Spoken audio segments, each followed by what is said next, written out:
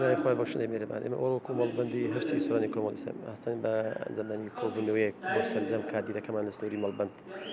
بۆ بەڕێز عەبدولستار مەجید ئەندامی ئەنجومەنی سیاسی سەبارەت بە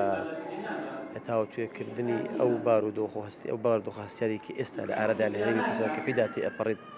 کە پێمان وایە قۆناغەشی زۆر هەستیارە کە هەرێمی کوردستان لە ڕووی سیاسیەوە لە ڕووی ئابووریەوە لە ڕووی پۆنە پێ تێئەپەڕێت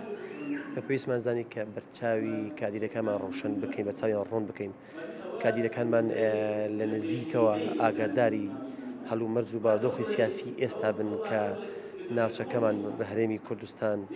بە قۆناغێکی زۆر هەستیاردا تێئەپەڕێت ئەو پێشهاتە سیاسەتێکی ئێستا دێنێ پێش لە ئارادان پێویستە ئەندامانمان کادیدانمان بەرچاویان ڕۆن بێ بەرچاویان ساغ بێ تێر بکرێن بە زانیاری و زانستی دروست